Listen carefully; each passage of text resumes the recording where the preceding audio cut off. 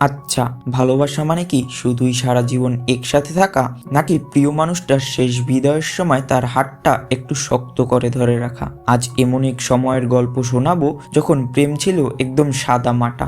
আজকের এই ভিডিওটির শেষ দৃশ্যটি দেখার পরে তুমি নিজেকে শান্ত রাখতে পারবে না, এটুকু গ্যারান্টি আমি দিতে পারি। তো তোমাদের সবাইকে স্বাগতম সিনেরম এডিতে, যেখানে আমি এক্সপ্লেন করি সেরা কিছু রোমান্টিক মুভি যেগুলো সরাসরি তোমাদের হৃদয় ছুঁয়ে যাবে। তো চলো আর দেরি না করে সরাসরি আজকের মুভিতে চলে যাওয়া যাক। গল্পের শুরুতে আমরা দেখতে পাই 1970-এর সময়কাল।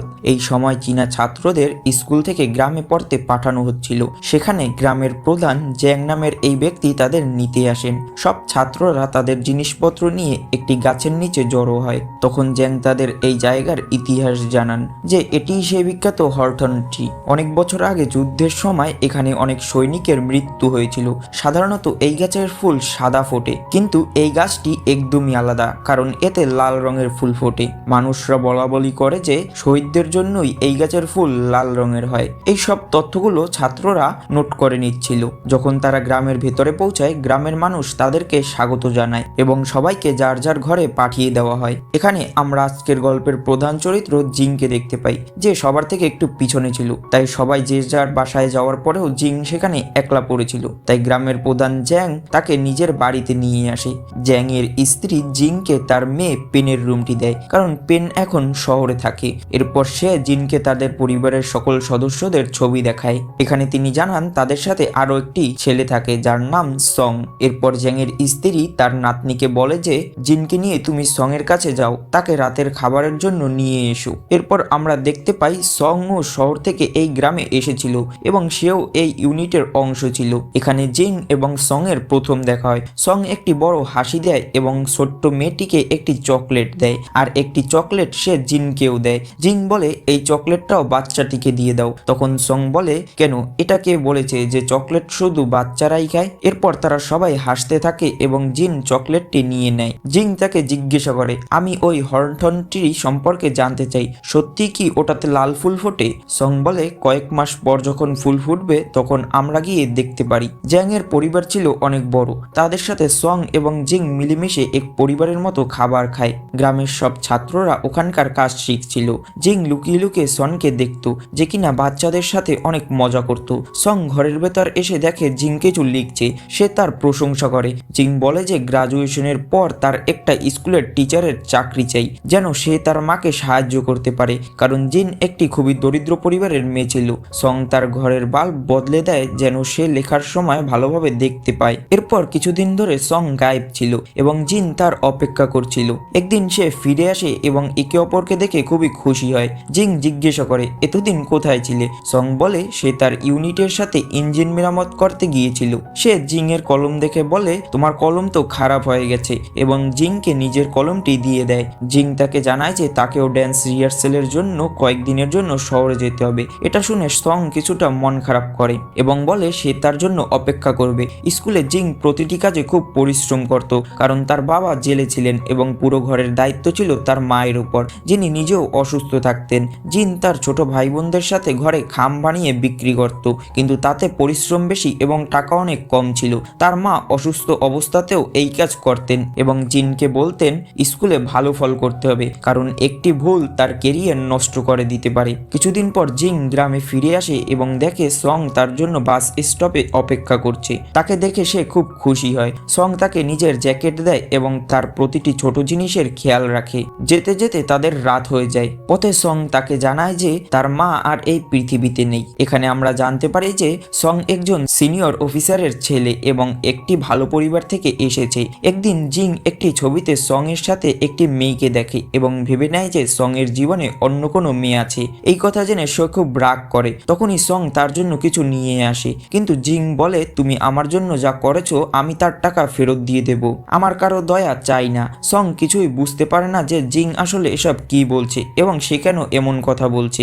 এরপর সব ছাত্ররা গ্রাম ছেড়ে আবার শহরে ফিরে আসে। জিং এর মায়ের শরীর খুব খারাপ ছিল, তাই জিং তার স্যারের কাছে গিয়ে কাজের কথা জিজ্ঞাসা করে এবং স্যার তাকে কাজ দিয়ে দেন। তখন ফ্যাং, যে গ্রাম প্রধান জ্যাং এর মেয়ে ছিল, গ্রাম থেকে তার সাথে দেখা করতে আসে এবং তাকে কিছু টাকা দেয় এবং তাকে এই কাজ করতে বারণ করে। আসলে এই টাকাগুলো সং ই পাঠিয়েছিল।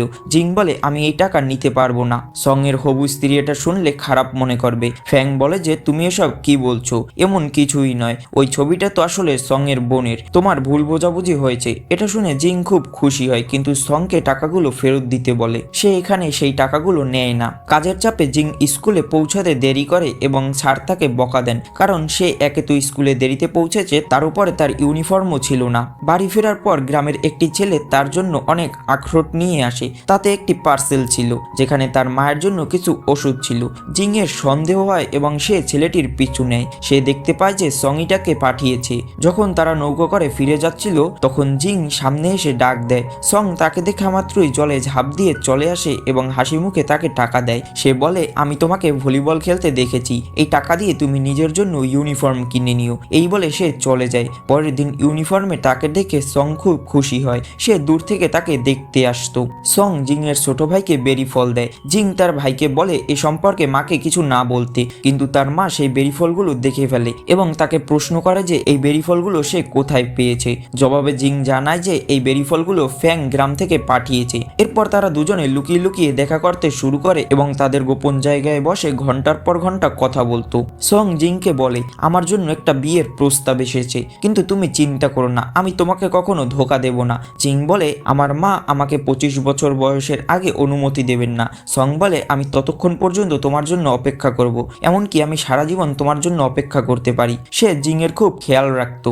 একদিন সন্ধ্যায় জিং বাড়ি ফিরতে দেরি করে, তখন তার মায়ের সন্দেহ হয়। মা বলেন, এমন কোনো কাজ করো না যেন মানুষ খারাপ কথা বলে, নয়তো টিচারের চাকরি তুমি পাবে না। মা তাকে রাতে বাইরে যেতে নিষেধ করেন। কিছুদিন পর জিং সং এর জন্য গোল্ডফিশের একটি কিচেন বানায়। গ্রাজুয়েশনের পর জিং স্কুলে শিক্ষিকার চাকরি পায়। সে কথা দেয় সে খুব পরিশ্রম করবে।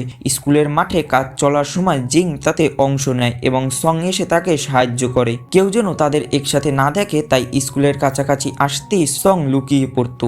জুতা ছাড়া কাজ করার কারণে জিং এর পায়ে ফোস্কা পড়ে যায়। সং তার বাড়িতে খাবার নিয়ে আসে এবং জিং তার ভাইকে বলে মাকে কিছু না বলতে। সং শুধু তার বন্ধু।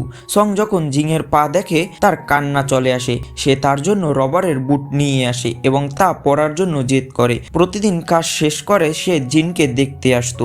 একদিন সে তাকে হাসপাতালে নিয়ে আসে এবং ফেরার সময় জিনকে নিজের শার্ট দিয়ে ঢেকে দেয় যেন কেউ চিনতে না পারে। সং বলে, তুমি তো আমাকে কখনো আমার নাম ধরে ডাকলে না। জিং লজ্জা পেয়ে বলে, আমি জানি না কি বলবো। দুজনে খুব খুশিতে আসছিল, কিন্তু জিং এর মা তাদের দেখে ফেলেন। এরপরে মা জিজ্ঞাসা করেন, ওই আখরোট, বেরি আর বুট সব কি তুমি দিয়েছিলে? সং বলে, হ্যাঁ আন্টি। মা বলেন, আমি তোমার কোনো আন্টি নই। তিনি সংকে বুঝিয়ে বলেন, আমার এতে সমস্যা নেই, কিন্তু জিং এখনো ছোট, তোমরা বড় লোক, কিন্তু আমাদের অবস্থা ভালো না। একটা ভুল হলেই জিংকে স্কুল থেকে বের করে দেবে। মা সংকে বলেন, যদি সত্যি ভালোবাসো তবে 1-2 বছর ওর থেকে দূরে থাকো, ওর সাথে দেখা করো না। সং খুব সম্মানের সাথে বলে, আমি আপনার কষ্ট বুঝতে পারছি, আমি কথা দিচ্ছি ওর সাথে দেখা করব না। যতই সময় লাগুক আমি অপেক্ষা করব, তবে যাওয়ার আগে শেষবারের মতো ওর পায়ে ব্যান্ডেজ বেঁধে দিতে চাই। এই মুহূর্তে দুজনেরই খুব কান্না পাচ্ছিল, কিন্তু কেউ একটি শব্দও বলেনি। সং চলে যাওয়ার পর মা জিংকে জিজ্ঞাসা করে, সে কি কখনো তোমাকে স্পর্শ করেছে? উত্তরে জিং বলে, না মা, ও খুব ভালো ছেলে। অনেক মাস কেটে যায়। একদিন ফ্যাং এসে জিংকে জানায় যে সং হাসপাতালে ভর্তি। জিং দৌড়ে হাসপাতালে যায়। এখানে জিং আর স্যাং এর দেখা হয়। জিং স্যাংকে প্রশ্ন করে, ফ্যাং বলেছে তোমার নাকি লিউকোমিয়া হয়েছে, যেটা একটা মরণ ব্যাধি। তোমাদেরকে জানানোর জন্য বলে দিই, লিউকোমিয়া হলো এক ধরনের রোগ যেটা আমাদের রক্তকোষ সৃষ্টি করতে বাধা দেয়। লিউকোমিয়ার এখন হয়তো অনেক চিকিৎসা বেরিয়েছে, কিন্তু এই গল্পটা যেই সময়ের তৈরি হয়েছে তখন এই রোগ হলে মৃত্যু ছাড়া আর কোনো উপায় হতো না। এর উত্তরে সং বলে, তুমি কি পাগল? এমন কিছুই নয়, আমার শুধু একটু ক্লান্তি। তুমি এখানে কেন এলে? জিং জানায় যে সে 3 দিনের মিথ্যে বলে ছুটি নিয়ে এসেছে। সে হাসপাতালের বাইরেই অপেক্ষা করে এবং সং তাকে দেখে খুব কান্না করে। পরের দিন সে তাকে একটি দোকানে নিয়ে যায় এবং জিনকে একটি লাল জ্যাকেট বানাতে বলে। সে জিজ্ঞাসা করে, হরথন গাছ দেখতে যাবে? জিন বলে, পরের বার যাব। সং বলে, জানি না পরের বার সুযোগ পাবো কিনা। এরপরে দুজনে ছবি তোলে। রাতে জিং তাকে বলে সে ওই জ্যাকেট পরে তার সাথে গাছটি দেখতে যাবে। সং বলে, তোমার নাম শুনলেই আমি চলে আসব। সং অসুস্থ থাকা সত্ত্বেও জিন এর খুব যত্ন নিচ্ছিল। জিং বলে, আমি খুব ভাগ্যবতী যে তুমি আমার জীবনে এসেছো। 3 দিন পর জিং বাড়ি ফেরার সময় দুজনে দূর থেকে একে অপরকে দেখে জড়িয়ে ধরার অভিনয় করে এবং খুব কান্না করে। সং এর তাকে ছেড়ে যেতে ইচ্ছে করছিল না। এরপর জিং এর বান্ধবী তার সাথে দেখা করতে আসে এবং জানায় যে সে প্রেগনেন্ট হয়ে গেছে, কিন্তু ছেলেটি তার দায়িত্ব নিচ্ছে না। সে জিনকে সাবধানে থাকতে বলে। জিন যখন সং এর কথা বলে তখন তার বান্ধবী অবাক হয়, বলে ও কি এখনো তোমাকে স্পর্শ করেনি? ও তো অনেক ভালো ছেলে তাহলে। এরপর সং এর সাথে আর তার কোনো যোগাযোগ হয়নি। সং ওই হাসপাতাল ছেড়ে চলে গিয়েছিল।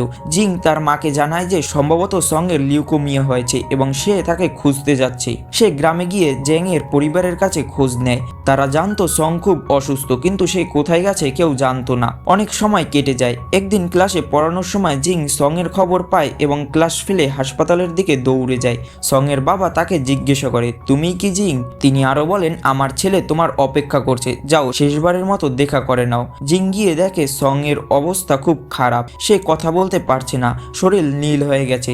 জিং কাঁদতে কাঁদতে বলে, আমি জিং, তোমার কাছে এসেছি। তুমি বলেছিলে না আমার নাম শুনলেই তুমি চলে আসবে? সে উপরে তাকিয়ে দেখে যে সং তাদের সেই ছবিটি উপরে টানিয়ে রেখেছে, যা সে রোজ দেখত। এরপর সং এর চোখ থেকে এক ফোঁটা জল গড়িয়ে পড়ে এবং সে মারা যায়। সং শুধু জিনকে শেষবার দেখার জন্যই এতদিন বেঁচে ছিল। সং এর শেষ ইচ্ছা অনুযায়ী তার কবর সেই হরথন গাছের নিচে সমাধিস্থ করা হয়। আর এখানেই এই মুভিটি সমাপ্তি হয়। তো মুভিটি দেখে তোমাদের কার কার চোখে একটু হলেও জল এসেছে কমেন্টে জানাও, তাহলে আমি বুঝতে পারবো তোমরা কারা কারা কান্না করলে। আর এরকমের আরো মুভির জন্য চ্যানেলটা সাবস্ক্রাইব করতে ভুলো না। ধন্যবাদ সবাইকে।